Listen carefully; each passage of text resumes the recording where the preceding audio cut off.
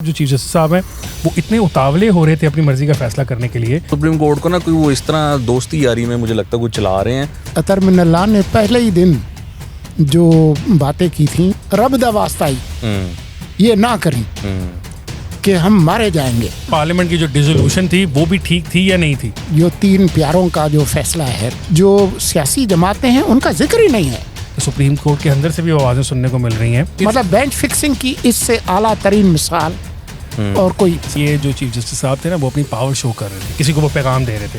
لیکن کیونکہ آپ کو الیکشن زور کا آیا ہوا ہے تو آپ اور یہ جو 3 ممبر بینچ مل کے ان لاکھوں نوجوانوں کو دونوں صوبوں میں ووٹ کے حق سے محروم کر رہے ہیں کہ 90 دن میں جو ہے نا وہ الیکشنز ہونے چاہیے. جو صوبے ہیں نا اگر ہم چھوٹے صوبوں کو ساتھ لے کے نہیں نا چل سکتے تو پھر کوئی فائدہ نہیں اس سارے سسٹم. ایک کلٹ کلب ہے, ایک جینون فاشسٹ قسم کا لیڈر ہے.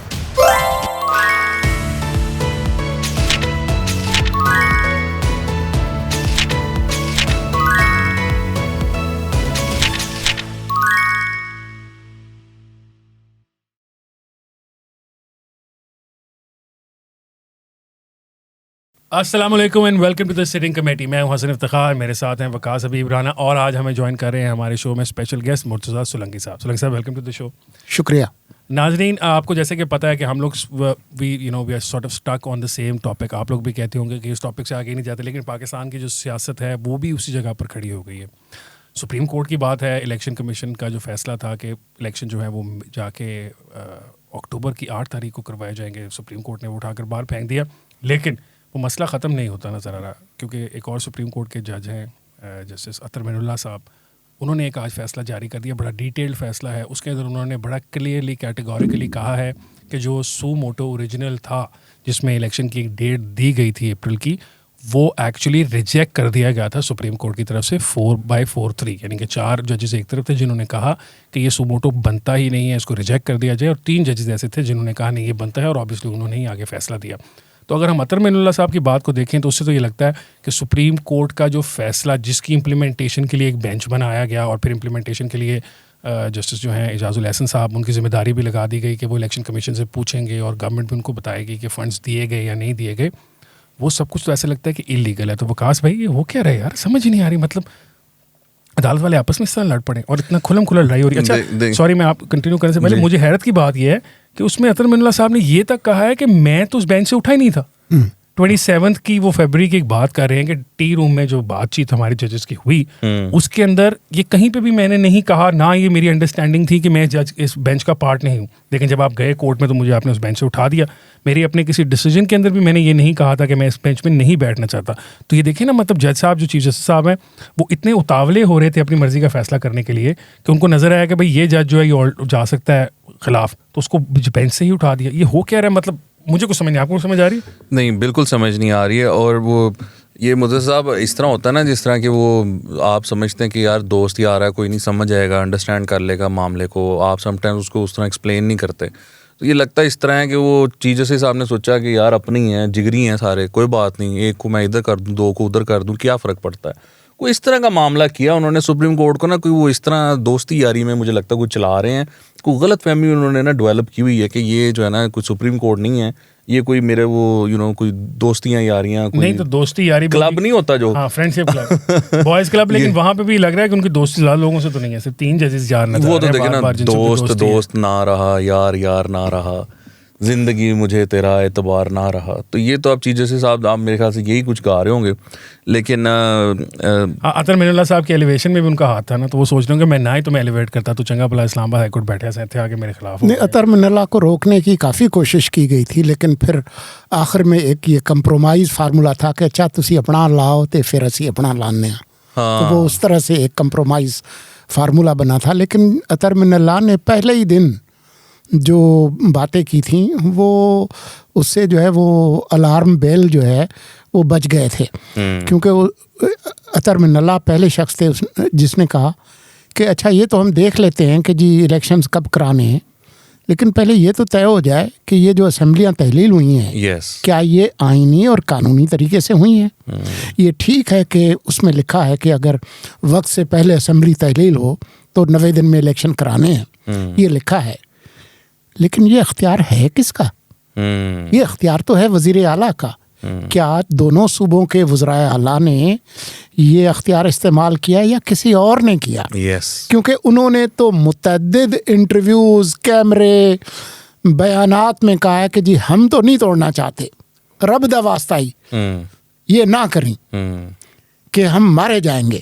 اس کے بعد SHO آئے گا جو زمان پارک سے اٹھا کر آپ کو لے جائے گا، یہ نہ کریں.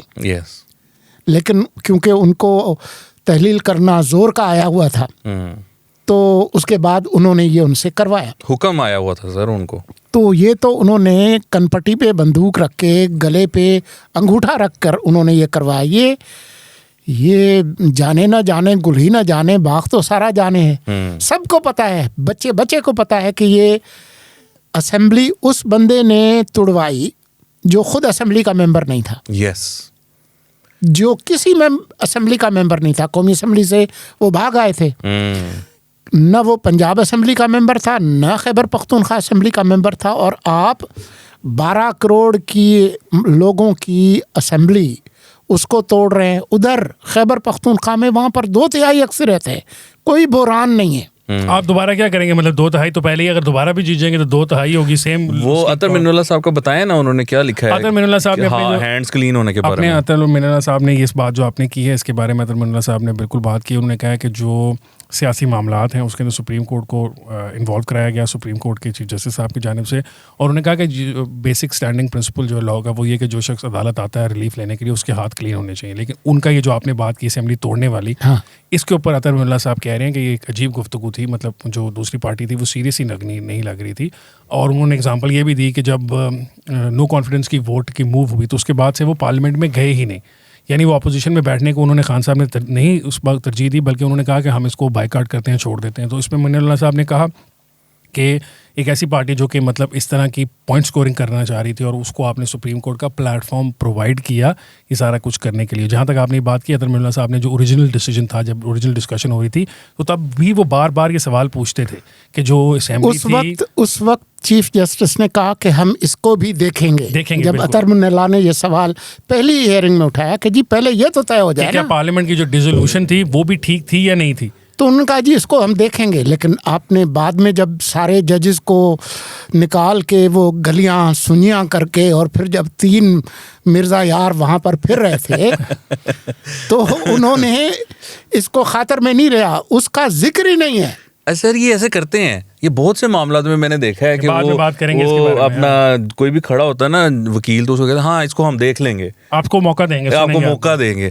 وہ بعد میں وہ ابھی اسی کیس کی دوبارہ جب ہیئرنگ ہو رہی تھی تو وہ پولیٹیکل پارٹیز کے وکیل 4 دن بیٹھے رہے، ان کو مسلسل کہتے رہے کہ آپ کو موقع دیں گے، سنیں گے. تو آخری بات آئی تو ان کو کہا کہ بھائی آپ کو سننے کی کیا ضرورت ہے، آپ نے تو بائیکاٹ کر دیا. بائیکاٹ ہے ویسے. اور پتہ نہیں وہ جج صاحب کو کیسے پتہ چلا کہ آپ ورڈکٹ پڑھ لیں. یہ جو 3 پیاروں کا جو فیصلہ ہے، پیارے راج دلارے جو ہیں ان کا جو فیصلہ ہے اس کو پڑھ لیں تو اس میں جو پوری شروع میں پہلے ہی صفحے پر لسٹ ہوتی ہے نا کہ اس سائڈ پہ کون ہے، اس سائڈ پہ کون ہے، کون مدعی اور کون وہ ہیں. تو جو سیاسی جماعتیں ہیں ان کا ذکر ہی نہیں ہے، کیونکہ انہوں نے بعد میں کہا نا کہ آپ تو اس کے کیس کے اندر وہ پارٹی نہیں ہے، اوریجنلی تو گورنمنٹ پارٹی ہے، بس اس لیے ہم نے ان کو سننا ہے. اچھا اس کے اندر ہی جو عطر منی اللہ صاحب کا فیصلہ ہے اس کے اندر انہوں نے پھر وہ دوبارہ ٹچ کیا. انہوں نے کہا کہ سپریم کورٹ چونکہ 184(3) کو سیاسی مقاصد کے لیے استعمال کرتی ہے تو پھر ہوتا یہ ہے کہ ایک سیاسی جماعت تو کوئی جیت جاتی ہے لیکن جو عدالت ہے وہ پھر ہار جاتی ہے. بہت بڑی بات ہے کہ ایک سٹنگ چیف جسٹس جو ہے سپریم کورٹ کا اور وہ چیف جسٹس ہے ایک ہائی کورٹ کا، وہ کہہ رہا ہے کہ آپ یہ اس قسم کے فیصلے کرتے ہیں. اور انہوں نے یہ کہا کہ 63A کے اندر جو آپ نے فیصلہ کیا، اب سپریم کورٹ نے ہی وہ غلط فیصلہ کیا جو ہم سب کہتے رہے. اور مطلب آبویسلی اب شکر ہے کہ سپریم کورٹ کے اندر سے بھی آوازیں سننے کو مل رہی ہیں کہ 63A کی جو آپ نے ایک تشریح کی تھی وہ آپ نے نئے سرے سے آئین کو ری رائٹ کر دیا. آئین میں ایسی چیزیں تھیں، صاحب نے اس پہ بھی بات کی. جی بالکل. انہوں نے کہا کہ 63A کی جو ہم نے فیصلہ عدالت نے دیا اس نے مزید مسائل کو جنم دیا، بحران کو بڑھا دیا. ان بحرانوں کی، ان بحرانوں کی ماں ہے کہ جو اصل غلطی سپریم کورٹ نے کیا. اور وہ سر یہ پہلی دفعہ نہیں ہے کہ سپریم کورٹ کے اندر سے 63A کا جو فیصلہ اس کے بارے میں بات ہوئی ہے. یہ پہلے بھی نہیں, پہلے بھی دیکھیں جو 63A کا اوریجنل ڈیسیجن تھا اس کے اندر بھی ڈائسینٹنگ نوٹس تھے, وہ بھی ایک وہ نہیں تھا. اچھا دوسری بات یہ اور اس پہ ریویو فائل ہوا ہے. ہاں جی, اس کی باری نہیں آتی, سرد خانے میں ہے, اس کی باری نہیں آتی. ادھر جو ہے وہ 1 گھنٹے میں 10 ضمانتیں بھی مل جاتی ہیں. اور سر بغیر پیش ہوئے نہیں, آپ یہ دیکھیں کہ قاضی فائز عیسیٰ جس بینچ کا حصہ تھے جس میں انہوں نے 184(3) کی ریگولیشن کے حوالے سے فیصلہ دیا ہے کہ جب تک رولز نہ بن جائیں آپ 184 کے تحت جو سو موٹو ہے وہ نہ لیں. اس کو اوور ٹرن کرنے کے لیے پہلے سرکولر جاری کیا جو غیر قانونی تھا. پھر اپنا جو فیصلہ دیا جو کہ ہے اس اسمبلیوں کے بارے میں, اس کے اندر ایک پیراگراف ڈالا کہ جو قاضی فائز عیسیٰ کا جو بینچ ہے اس کا ہمارے اوپر اطلاق نہیں ہوتا. اور اسی دن کھڑے کھڑے آپ نے 6 ممبر کا بینچ بھی بنا دیا جس نے 5 منٹ کی عظیم ترین جو عرصہ تھا, اتنا بڑا 5 منٹ ان کے سیکنڈ کو جمع کریں اور ضرب دیں, اس میں آپ نے کھڑے ہو کے 6 ممبرس نے اس فیصلے کو مسترد بھی کر دیا. اور میں بہت سارے قانونی ماہرین سے پوچھا کہ یار یہ 6 رکنی بینچ کیا ہوتا ہے. سپریم کورٹ کے بینچ اکثر میں نے جو دیکھے ہیں, پڑھے ہیں, لوگوں سے پوچھا ہے, وہ ہمیشہ ایون نمبر کے ہوتے ہیں تاکہ اگر کوئی تقسیم ہو جائے, ہاں آڈ نمبر کے ہوتے ہیں تاکہ اگر تقسیم ہو جائے تو کم از کم کوئی اکثریتی فیصلہ تو آئے. اب اگر وہ 3 ایک طرف ہو جاتے تو میں نے کہا اب استخارہ کرنا ہے یا ٹاس کرنا ہے, کیا کرنا ہے. لیکن ان کو اتنا یقین تھا, بینچ بنانے والوں کو اتنا یقین تھا کہ جو ہم چاہتے ہیں وہی آئے گا, تو انہوں نے اس طرح کی بینچ فکسنگ کی. مطلب بینچ فکسنگ کی اس سے اعلیٰ ترین مثال اور کوئی سلانگی صاحب. اس کے اندر ایک اور بات بھی ہے نا, بہت سارے لوگوں کو یہ بھی کہنا ہے کہ یہ جو چیف جسٹس صاحب تھے نا وہ اپنی پاور شو کر رہے تھے کہ اس وقت جو سپریم کورٹ میں ڈیوائڈ ہم سب کو نظر آ رہی ہے, ہر بندہ جو ہے نا اپنے حساب لگا رہا ہے کہ دیکھو میرے نال کتنے بندے ہیں. ہاں جی, میرے نال کتنے بندے ہیں. سر یہ ہمارا پھٹا ہو جائے نا تو ہم یہ کرتے ہوتے تھے نا کہ دوست یار اکٹھے کرنے طے ہوتا تھا کہاں جا کے لڑائی کرنی ہے, تو وہ دوست یار اکٹھے کرتے جب جا رہے ہوتے تھے نا تو ضرور 1-2 لڑکے جو تھے نا جن کو مطلب عام حالات میں کوئی وہ پھونک بھی مارے تو اڑ جائیں, لیکن وہ دیکھتے تھے نا کہ جا رہے ہیں یہ بڑے لڑکے کرنے جا رہے ہیں پھڈا, تو وہ ساتھ چل پڑتے تھے. تو وہ اسی طرح ہی ہوا ہے, مجھے لگتا ہے وہ اس وقت انہوں نے ضرورت محسوس کی کہ یہ پھڈا ہو گیا میرا, اب میں نے جو ہے وہ کرنا ہے, تو انہوں نے کہا کہ چلو تم بھی آ جاؤ, تم بھی آ جاؤ. اچھا یہ سب کچھ جو ہے نا وکاس بھی تب ہو رہا ہے جب سپریم کورٹ میں جیسا کہ ہم نے کہا کہ شاید 97-98 کے بعد کا وہ جو ٹائم تھا, اس کے بعد پہلی دفعہ اتنی کلیئر ڈویژنز نظر آ رہی ہیں. اچھا اسی کے اندر چیف جسٹس صاحب کے ساتھ ہی جو بینچ پہ بیٹھتے ہیں ان کے فیوریٹ جج ہیں, انہوں نے کہا بھی کہ میں نے ان کو اس لیے ساتھ بٹھایا کیونکہ میں پیغام دینا چاہتا ہوں کسی کو وہ پیغام دے رہے تھے. ان کے اوپر سپریم جوڈیشل کاؤنسل کے اندر اب عدالت نے انصاف نہیں کرنا, پیغام رسانی. جی جی, خاموش پیغام تھا وہ, اور تھا بھی خاموش پیغام, پتہ نہیں کس کو دے رہے تھے وہ. آپ کو شہباز صاحب نے اچھا اس کا رپلائی کیا, ان کو پیغام ان کو تھا ہی نہیں, انہوں نے ہمیں رپلائی کر دیا. شہباز صاحب نے بھی کسی شہباز صاحب وہ بھی تو کسی کے وہ میں نہیں بول دی, میرا یار بولتا, وہ کم نہیں یار. اچھا تو اس کے اندر ریفرنسز فائل ہیں ان جسٹس عزت مآب جسٹس صاحب کے خلاف کافی زیادہ, اور بار کی طرف سے بھی ہیں, پاکستان بار کونسل کی طرف سے ہے, اور اس قسم کے ہیں. اچھا اب اس کے اندر جو جج صاحب ہیں جو سپریم جوڈیشل کاؤنسل میں بیٹھتے ہیں, انہوں نے اپنے تمام باقی ممبران کو ایک خط بھی لکھ دیا قاضی فائز صاحب نے, اور انہوں نے کہا کہ میں جو ہوں یہ آپ کو اس لیے لکھ رہا ہوں کیونکہ اس طرح کا کیس آیا ہوا ہے, ہم اس کو سنیں, اور اگر یہ جج کلیئر ہیں تو ان کا نام صاف کریں, اور اگر نہیں ہے تو ان کو تاکہ ہم کریں تاکہ he should not be sitting as a جج ان دی سپریم کورٹ. اس کے اوپر بھی کوئی کارروائی نہیں ہے, حالانکہ اتنی بڑی بات ہے. چیف جسٹس صاحب کو اتنا یقین ہے تھا نا کہ یہ مجھے پکا پتا ہے کہ میرا بندہ ٹھیک ہے, ٹھیک ہے, تو ان کو چاہیے تھا کہ بھائی ٹھیک ہے ہم اس کو ٹیک اپ کرتے ہیں. اور مزے کی بات یہ ہے کہ چیف جسٹس, ہم نے اس دن بھی ڈسکس کیا کہ چیف جسٹس صاحب اتنے دکھی ہو رہے تھے کہ دیکھیں میرے ساتھی ججز کے ساتھ یہ ہو رہا ہے, تو خود انہوں نے جو قاضی فائز صاحب کو جس پولیس رات سے گزارا تھا, اپنی باری آئی ہے تو اس کا آدھا یعنی کہ 1/4 بھی کرنے کو وہ تیار نہیں ہے. تو اس سے پھر خود آپ کو یاد ہے کہ جب جنرل عاصم باجوہ کا کیس آیا تھا, جی, تو عمران خان نے کیا کہا, میں نے اسے پوچھ لیا, گل مکی, آگے چلو. تو اسی طرح میرا خیال ہے چیف جسٹس صاحب نے بھی ان سے پوچھا. اچھا سر, اب مرتضیٰ صاحب از ہیئر, تو سر آپ ہمیں تھوڑا سا یہ آپ بتائیں نا کہ یہ تو ہو گئی جو چیزیں ہمارے سامنے ہیں سپریم کورٹ میں جو چل رہا ہے, لیکن یہ ایکچولی وہ کیا رہا ہے پیچھے, کیا بیک گراؤنڈ میں کیا یہ مسئلہ ہے کیا. مطلب دیکھیں نا, اب ہمارے ملک میں ایک بحرانی کیفیت ہے. مطلب ایک بندہ ہے جو کہ حکومت سے نکلتا ہے اور اس نے وقت ڈالا ہوا ہے ملک میں. اس کے کچھ کیسز ہیں جو لوگ کہتے ہیں کہ اوپن اینڈ شٹ کیسز ہیں, لیکن وہ کیسز کہیں نہیں جا رہے. وہ نہ عدالت سن رہی ہے, وہ جاتا ہے, وہ دھڑلے سے جاتا ہے, دروازے توڑ دیتا ہے عدالتوں کے, and you know nobody does اینی تھنگ. تو اب آ کر وہ انہوں نے پورا جو ہے نا فوج کے خلاف ایک کیمپین چلائی, ٹرینڈ چلائے, ادھر جوتیاں ماری انگلینڈ میں, ججز کو ماری تصویروں کو, یعنی اور اسٹیبلشمنٹ کی ہماری جو ہے نہیں وہی اسی طرح میں آ رہا ہوں نا کہ وہ اب آ کر انہوں نے کہا جوتیاں مارنے کے بعد اور وہ سارا کرنے کے بعد اب انہوں نے کہا ہے کہ جی یہ تو پی ڈی ایم ہماری غلط فہمیاں جو ہے نا وہ پیدا کر رہی ہے ہمارے درمیان, ہمارے اور فوج کے درمیان. تو سر یہ I mean it doesn't make any sense to us نا.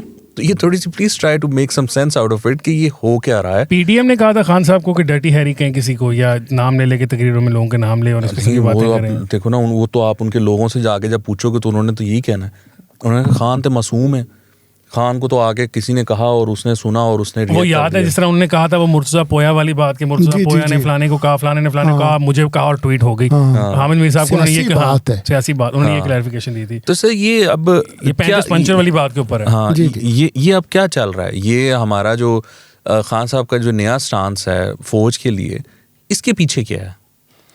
دیکھیں یہ ایک روایتی بلیک میلنگ پریکٹس ہے. عمران خان جو کہ پروجیکٹ عمران جو کہ اسٹیبلشمنٹ نے جو تیار کیا, جس کے اندر بہت سارے لوگوں نے اپنا حصہ ڈالا, کسی نے بیج ڈالا, کسی نے یوریا ڈالا, کسی کچھ ڈالا, لیکن یہ پروجیکٹ میچور ہوا اور انسٹال ہوا. اور پھر یہی جو پروجیکٹ ہے وہ جس طرح سے اپنے لانے والوں کو اس نے ڈسنا شروع کیا, جہاں سے کرائسس شروع ہوا اکتوبر 2021 میں, وہ ایک کلائمیکس تھا. تو ابھی بھی خان صاحب جو ہے وہ سمجھتے ہیں کہ ان کی جو سیاست ہے وہ چل سکتی ہے جب اسٹیبلشمنٹ اس کے پیچھے ہو. اور انہوں نے اب تک جو سیاست کی ہے ان کا خیال یہ ہے کہ کیرٹ اور اسٹک, پیار بھی کرو اور لڑائی بھی لڑو. اس طریقے سے وہ بالآخر یہ جو طاقتور حلقے ہیں اسٹیبلشمنٹ, جوڈیشری کو ایک حد تک انہوں نے کر ہی لیا ہے, ان کو دباؤ ڈال کے, بلیک میل کر کے, پریشرائز کر کے یہ بالآخر میری طرف آ جائیں گے اور میں سسٹم جو ہے اس کے اندر دوبارہ اپنی جگہ بنا لوں گا. تو یہ اسی طرح کے جو ہے وہ حربے ہیں. اور ابھی بھی جب یہ کل پرسوں اس نے بات کی کہ جی میں تو بات کرنے کے لیے تیار ہوں اور الیکشن پہ بھی ہم تیار ہیں اور فلاں ہیں, وہ بھی در حقیقت ایک بلیک میلنگ پریکٹس ہے اسٹیبلشمنٹ کے لیے کہ اچھا میں نے تو دہائیاں دے دیں, سندیسے بھیجے, کوئی ادھر سے آواز نہیں آ رہی, تو پھر میں ان کے ساتھ مل کر آپ کے خلاف ہوں گا. یہ بھی ایک بلیک میلنگ ایک اس کا ٹیکٹکس ہے. لیکن اس کو کوئی ادھر سے واجہ ماریاں تے بلایا کوئی وار وے, تو وہ ادھر سے وہ کوئی گل ہی نہیں سن رہا نا ادھر سے. اچھا دستک کا کوئی جواب نہیں آ رہا وہاں سے؟ نہیں, دستخط کا بھی نہیں, اور جو خسر پھسر ہے اس کا بھی کوئی جواب نہیں ہے. سندیسے کا, ٹیلی گرام, خط پتر, کچھ ادھر سے بالکل خاموشی ہے. کاٹا. انہوں نے اپنے جو اناڑی پن ہے, دیکھیں جو اسٹیبلشمنٹ ہے اس کے ساتھ جب اینٹی اسٹیبلشمنٹ پالیٹکس تو ہماری پوری تاریخ بھری پڑی ہے نا. جی جی. لیکن آپ نے کسی سیاستدان کو اس حد تک پرسنلائزڈ گالم گلوچ اور جو القابات انہوں نے دیے میں دہرانا بھی نہیں چاہتا, وہ کسی نے نہیں کیا. تو انہوں نے کم از کم موجودہ جو لیڈرشپ ہے اسٹیبلشمنٹ کی, اس کے ساتھ اپنے تعلقات کو اتنا پرسنلائزڈ لیول پہ پہنچا دیا ہے کہ اس کی خواہش تو ہو سکتی ہے کہ جی وہ اب میری بات سنیں, لیکن فی الحال مجھے اس کے کوئی امکانات نظر نہیں آ رہے. پوری کیمپین چل رہی ہے باہر, وہ بسز پہ ایڈ چلا رہے ہیں, اور وہ کل یورپ اور امریکہ میں خاص طور پر. جی سر, دیٹس ٹو مچ.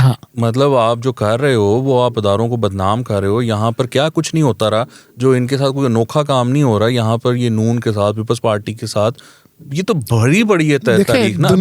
دنیا کے اندر جو بڑی طاقتیں ہیں بہت سارے ممالک ہیں جہاں کی اسٹیبلشمنٹس یا جہاں کے جو تھنک ٹینکس اور جہاں کے جو تھنکنگ جو ان کے کلبز ہیں وہ پاکستان کی اسٹیبلشمنٹ کو ایک مسئلہ سمجھتے ہیں اس ریجن کے لیے. اور اگر ان کو کوئی موقع ملے کہ ایک ملک کے اندر ایک کوئی ایسی فورس پیدا ہو گئی ہے جو اس طرح سے اٹیک کر رہی ہے پاکستانی اسٹیبلشمنٹ کو اور پاکستان کی جو اسٹیٹ ہے اس کی جو چولہے ہیں ان کو ہلانے کا انتظام کر رہی ہے, تو ان کے لیے تو یہ ایک عید والی بات ہوگی. مور دین ہیپی. یہ زلمے خلیلزاد ٹائپ کے لوگ نا جو کہتے ہیں کہ پاکستان جو ہے یہ اس کو ویسے وہ پاکستان کے بارے میں ٹویٹیں بھی پبلکلی کرتا رہا کہ پاکستان کو ختم ہو جانا چاہیے, یہ لوگ ٹھیک نہیں ہے. نہیں وہ بش کے زمانے میں کہا تھا کہ جی اٹیک کرنا چاہیے. سر 2000 بش کے زمانے کی تو پرانی بات ہے, تو 2017-18 تک وہ کہتا رہا کہ اگر اس مسئلے خطے کا حل کرنا ہے تو پہلے پاکستان کو فکس کریں اور پاکستان کو ٹھیک کریں, تو ان کو آبویسلی ایسے لوگ مل جاتے ہیں نا. لیکن میں یہ موقع نہیں گنوانا چاہتا کہ یہ جو بحث چل رہی ہے پہلے انتخاب اور بعد کی, جو حکومت کے جو زوما ہیں اور جو لیڈرز ہیں ان کو تو بس وہ دو چیزیں یاد آ گئی کہ روکڑا نہیں ہے اور سیکورٹی کے لیے نہیں ہے. یہ سب سے تھکی ہوئی دلیل ہے, اس کے اندر جان نہیں ہے. جو اصل جو باتیں ہیں, میں آپ سے پوچھتا ہوں کہ 12-13 کروڑ کا صوبہ ہے پنجاب کا. جی آخری جو سینسس ہوا تھا 2017 میں, 2017 اور 2023 6 سال کے اندر کتنے لاکھ نوجوان ہوں گے جو کہ ووٹر بننے کے اہل ہوں گے؟ جی جی بہت بڑی لاکھوں میں تعداد. بالکل جی. اور یہ نوجوانوں کی نام نہاد پارٹی جی کہتی ہے کہ یہ جو نئے ووٹر ہیں ابھی جب پنجاب کے الیکشن ہو اس میں ووٹ نہ ڈالیں. اس کا مطلب اس کے علاوہ اور کچھ نہیں ہے. یہی بات خیبر پختونخوا میں ہے. سینسس آپ کے حکم پہ ہوا, آپ نے اس کاؤنسل آف کامن انٹرسٹ کی میٹنگ کو پریزائڈ کیا جس میں یہ فیصلہ ہوا اور وہ 90% کمپلیٹ ہے. لیکن کیونکہ آپ کو الیکشن زور کا آیا ہوا ہے تو آپ اور یہ جو 3 ممبر بینچ مل کے ان لاکھوں نوجوانوں کو دونوں صوبوں میں ووٹ کے حق سے محروم کر رہے ہیں کہ جی ہم ابھی آپ کے لیڈرز چن لیتے ہیں, آپ ذرا 5 سال اور انتظار فرمائیے نا. تو 184(3) آئین کا کھول کے پڑھ لیں تو وہ اشرافیہ اور طاقتور لوگوں کے لیے نہیں ہے, وہ کمزور لوگوں کے لیے ہے, وہ بنیادی انسانی حقوق کے بارے میں ہے. آپ لاکھوں نوجوانوں کو دونوں صوبوں میں ووٹ کے حق سے اور اپنی مستقبل کی حکومت چننے سے محروم کر رہے ہیں. اس سے زیادہ بنیادی حقوق کی خلاف ورزی اور کیا ہوگی؟ ویسے اس میں لکھا ہوا 184(3) میں matters of public interest. Correct, وہ چیز ہے. کریکٹ. تو یہ نظر نہیں آتا جج صاحبان کو. اور آگے چلے جی سر. جو ایک آخری جو نقطہ جو میں بیان کرنا چاہتا ہوں وہ ہے کہ آپ یہ کام کر کے 14 مئی کو انتخابات کروا کے پاکستان کا وفاق جو پہلے ہی کمزور ہے, جس کو کمزور کرنے کی پہلے بھی بہت ساری کوششیں ہوئی ہیں اور ان کی تو یہ تو وفاقی پارلیمانی نظام میں یقینی نہ رکھتے, یہ تو صدارتی نظام اور 18ویں ترمیم کو رول بیک فلاں پہلے ہی جو 2 صوبے ہیں وہ ایلینیٹڈ ہے. آپ پہلے الیکشن کرا کے آپ وفاق کو شدید خطرات سے لاچار کریں گے. کیوں کہ پنجاب اور خیبر پختونخوا ملا کے 80% ووٹر ہیں پاکستان کے. آپ ایک سسٹم کے اندر یہ ڈال دیں گے کہ اب ہر 5 سال بعد جب الیکشن کا ٹائم آئے گا پنجاب اور خیبر پختونخوا میں الیکشن پہلے ہوں گے, وہ فیصلہ کریں گے کہ پاکستان پر کس نے حکومت کرنی ہے. اگر آپ سندھ اور بلوچستان کے لوگوں کو یہ پیغام دینا چاہتے ہیں کہ پنجاب اور خیبر پختونخوا طے کریں گے کہ کون سی حکومت کون بنائے گا, تو وہ اپنے آپ کو اس سسٹم کے اندر رہنے میں ان کے لیے کیا دلچسپی ہوگی. یہ ایک سنگین ایک خطرہ ہے. سر یہ جو آپ نے بات کی نا, میں اس چیز کو بڑا یہاں پر میں نے ہر دفعہ کہا ہے کہ 90 دن میں جو ہے نا وہ الیکشنز ہونے چاہیے. اگر اسمبلیاں تحلیل ہو گئیں اس کے بعد وہ ہونے چاہیے. اور جو آپ بات کر رہے ہیں نا کہ یہ جو دلیل ہے کہ جی پیسے نہیں ہیں, سیکورٹی نہیں ہے, میں اسی بنیاد پر یہ بات کرتا تھا کہ میں اس کو مانتا ہی نہیں. لیکن جو آپ بات کر رہے ہیں نا سر, یہ والی جو بات ہے, اگر تھوڑا سا بھی ڈاؤٹ آتا ہے نا لیٹس سے بلوچستان یا سندھ یا کسی کے پی کے بھی ذہن میں کہ یار یہ تو ہمیں مانتے ہی نہیں ہیں, یعنی یہ تو ہمیں اہمیت ہی نہیں دے رہے. تو میں کہتا ہوں وہ کام سے بالکل پیچھے ہٹ جانا چاہیے, نو میٹر واٹ. کیونکہ یہ جو ہماری جو صوبے ہیں نا, اگر ہم چھوٹے صوبوں کو ساتھ لے کے نہیں نا چل سکتے تو پھر کوئی فائدہ نہیں اس سارے سسٹم کے اندر نا. تو آپ کی دلیل جو ہے نا اس کو کنسیڈر کرتے ہوئے میں اپنی جو میری پوزیشن ہے نا کہ 90 دن میں الیکشنز ہونے چاہیے, I am ready to reconsider that. یہ ذہن میں رکھیں کہ پاکستان نے یہ صوبے تخلیق نہیں کیے, ان صوبوں نے پاکستان کو تخلیق کیا ہے. میں جس صوبے سے ہوں اس نے پہلی قرارداد پیش کی 1943 میں کہ ہم ایک ملک بنانا چاہ رہے ہیں. آپ ان ہسٹوریکل جو فیڈریٹنگ یونٹس ہیں ان سے کہیں جی ہم تو انجمن سادات ہیں, ہم فیصلہ کریں گے کہ ملک کیا ہے, آپ برہمن شودر ہیں, آپ ذرا اس کے اندر سائڈ پہ ہو جائے نا. اس کے اندر ایک اور مسئلہ بھی ہے نا سلوکی صاحب, اور میں حیران ہوں کہ سپریم کورٹ جیسی بڑے لیول کے اوپر یہ معاملہ ڈسکس شاید نہیں, وہ خیر وہ انہوں نے چونکہ فیصلہ دینا تھا, انہوں نے فیصلہ پہلے سے مائنڈ اپنا بنایا ہوا تھا. اب اگر فرض کریں کہ 14 مئی کو پنجاب میں اور خیبر پختونخوا میں الیکشن ہو جاتے ہیں, قومی اسمبلی کے الیکشن تو بھی نہیں ہو رہے, وہ تو 8 اکتوبر یا اس کے آس پاس, اکتوبر نومبر کے آس پاس, ٹھیک ہے. اب آئین یہ بھی کہتا ہے کہ جب قومی اسمبلی کے انتخابات یا کوئی انتخابات بھی ہوں گے تو انٹرم سیٹ اپس موجود ہوں گے. 224 یہ 18ویں ترمیم میں یہ ترمیم کی اس لیے گئی تھی, نگران حکومتوں کا جو سیٹ اپ ہے وہ آرٹیکل 224 میں اس لیے لایا گیا تھا کہ اس کو یقینی بنایا جائے کہ جب بھی الیکشن ہوں گے تو کسی سیاسی جماعت کی حکومت نہیں ہوگی, یہ ایک غیر جانبدار نگران حکومت ہوگی. تو اب اس کو قومی اسمبلی کے الیکشن کے لیے کیسے بائی پاس کریں گے؟ نہیں, ابھی بھی جو آپ پنجاب اور خیبر پختونخوا میں الیکشن کرائیں گے تو اسلام آباد میں تو سیاسی حکومت بیٹھی ہوئی ہے. یس تو یہ بھی اس کے خلاف ہے. دیکھیں ہم تو یہ بھی نہیں مانتے نا, کیونکہ یہ دیکھیں نا وہ چاہے پی ڈی ایم بیٹھی ہو, وہ چاہے پی ٹی آئی بیٹھی ہو, وہ اپنا اثر و نفوذ استعمال کریں گے نا پنجاب اور خیبر پختونخوا میں. لیکن اس سے زیادہ خوفناک بات یہ ہے, عمران خان نے کل پرسوں بھی کہا ہے کہ میں اس کی ضمانت نہیں دیتا کہ اس الیکشن کے نتائج کو میں قبول کروں گا. الیکشن کمیشن کو کہتے ہیں کہ یہ منشی ہے اور یہ جی وہ اس کے ایجنٹ ہیں. پنجاب اور خیبر پختونخوا کی نگران حکومت کو یہ مانتے نہیں ہیں. اس کی کیا ضمانت ہے کہ فرض کریں پنجاب اور خیبر پختونخوا کے عوام پی ٹی آئی کو مسترد کرتے ہیں یا کم از کم پنجاب کی حد تک مسترد کرتے ہیں تو وہ اس کے نتائج کو مانیں گے, اور اس کے نتیجے میں اور اس کے 2/3 سے کم کچھ بھی نہیں مانیں گے. اور اس کے نتیجے میں اگر نون لیگ کی حکومت آتی ہے پنجاب میں یا نون لیگ اور اس کے اتحادیوں کی, تو ان کے پاس جو صوبائی حکومت کے پاس جو بے پناہ اختیارات ہوں گے, land, revenue, police, district administration, تو پھر وہ انتخابات جو قومی اسمبلی کے اکتوبر میں ہوں گے اس پہ تو وہ اثر انداز ہوں گے. بالکل ہوں گے. اور اس وقت کوئی نگران حکومت بھی نہیں ہوگی, وہ بھی 224 کی وائلیشن ہوگی. یہی میں کہہ رہا تھا کہ سپریم کورٹ نے کیسے مس آؤٹ کر دی یہ بات, حیرت والی بات ہے. یہ بہت سیریس معاملات ہیں. جو اگلی جو اسمبلی ہے قومی اسمبلی, اس کو اس کا حل نکالنا چاہیے, کیونکہ جب انہوں نے یہ فریم کیا تھا ان کو تو نہیں پتا تھا کہ عمران خان آ جائے گا اور وہ یہ بحران پیدا کر دے گا. آپ آگے جائیں, آپ یہ دیکھیں کہ اگر آپ نے دیکھا کہ لوکل باڈیز کے الیکشنز ہوئے تھے 2018 کے الیکشن سے پہلے, پی ٹی آئی نے آ کر اس کو منجمد کر دیا. تو جو بھی حکومت ہوتی ہے وہ لوکل گورنمنٹ کو چلنے نہیں دیتی اور انفلوئنس کرتی ہے اس کے الیکشنز کو, اگر اپنی نہ ہو تو. اسی طرح سے آپ نے دیکھا کہ اسلام آباد میں جس پارٹی کی حکومت ہے, گلگت بلتستان اور اے جے کے میں ان کی حکومت بن جاتی ہے. وہ ایسے چھو منتر سے تو نہیں ہوتا نا.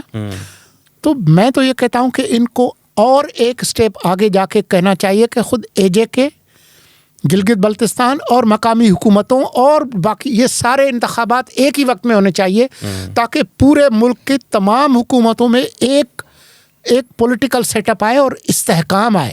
پاکستان کا جو معاشی بدحالی ہے اس کی ایک بہت بڑی وجہ جو ہے وہ سیاسی عدم استحکام ہے. Sir these are all very valid points.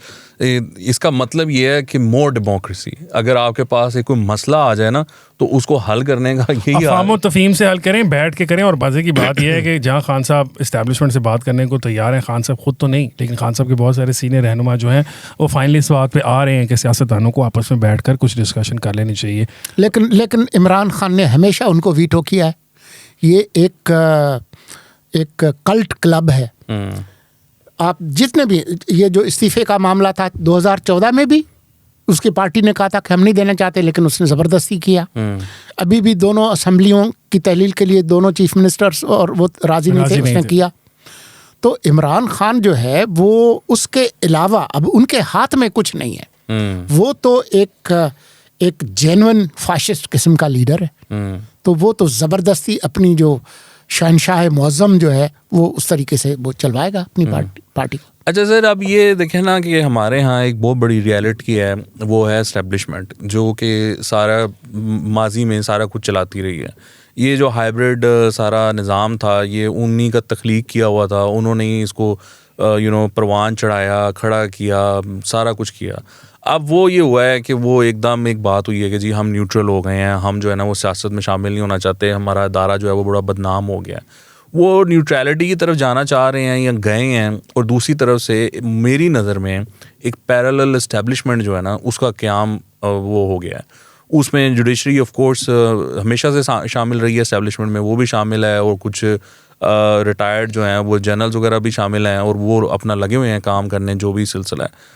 اب یہ اس ٹائم جو ہماری کنونشنل اسٹیبلشمنٹ ہے اس کا کیا کردار ہے اس سارے معاملے میں, یا کیا کردار ہونا چاہیے ان کا اس ساری سچویشن کے لحاظ سے؟ میرے خیال میں they are in a state of disarray. ایک جو کرائسس ہوتا ہے نا اس کے اندر یہی ہوتا ہے کہ پرانا نظام جو ہے وہ ٹوٹ رہا ہوتا ہے اور نیا نظام ابھی پیدا نہیں ہوا. یہ ہے وہ کرائسس. تو وہاں بھی کچھ نہ کچھ وہ سوچ بچار ہو رہی ہوگی کہ آگے کی کرنا. لیکن میں تو صرف ان سے یہی کہوں گا, ہن آرام ہی. آن دیٹ نوٹ میرا خیال ہے وکاس بھی پوڈ کاسٹ ختم کرتے ہیں, کیونکہ جو سلنگی صاحب نے بات کی اس کے بعد ہنر عام والی بات جو ہے نا وہی اصل بات ہے کہ مطلب ہنر عام ہے نا, ہنر عام والی بات ڈیٹیلز میں جائیں گے تو شاید ان کا دل نہ دکھ جائے, ان کا دل بھی دکھ جائے گا, پھر ہمارا آدھا گھنٹہ اور گزر جائے گا, پھر اور پوڈ کاسٹ جو ہے نا وہ لمبا ہو جائے گا. تو سلنگی صاحب آپ کا بہت بہت شکریہ. تھینک یو سو مچ, آپ آئے. اور وکاس بھائی کا آپ کا بھی شکریہ. وکاس بھائی آپ بھی, اور ناظرین آپ کا سب سے زیادہ شکریہ جو ہمارا سٹنگ کمیٹی جو ہے وہ دیکھتے ہیں, ہمیں کامنٹس کرتے ہیں ہمارے, ہم آپ کے سارے کامنٹس پڑھتے ہیں. بالکل پڑھتے ہیں, اور ہمیں پتہ ہوتا ہے کہ ہمیں کون اچھا کہہ رہا ہے, اچھا مطلب برا بھی کہتے ہیں, تو ہم کوشش کرتے ہیں کہ ہم کم بولیں ایک دوسرے کے درمیان. سب سے زیادہ لوگوں کا اگلی دفعہ میں گانا سناؤں گا. سر وہ پتہ ہے کہ اگر کبھی ہمارا یہ بیہائنڈ دا سینس والا اس کا جو ہے نا سٹنگ کمیٹی کا وہ نکل آیا تو اس میں ہم سارے خیر ہم سارے تو نہیں, علی گانے گاتا ہے بہت زیادہ, علی کی آواز بھی کافی ماشاء اللہ اچھی ہے نا. آج علی کو آپ نے مس کیا ہوگا, he had some personal issues تو اس لیے وہ آ نہیں سکا. انشاءاللہ آپ سے ملاقات ہوگی کل ایک اور پروگرام کے ساتھ. مجھے حسن افتخار کو, وکاس حبیب رانا کو, اور ہمارے اسپیشل گیسٹ مرتضی سلنگی صاحب کو اجازت دیجیے. اللہ حافظ.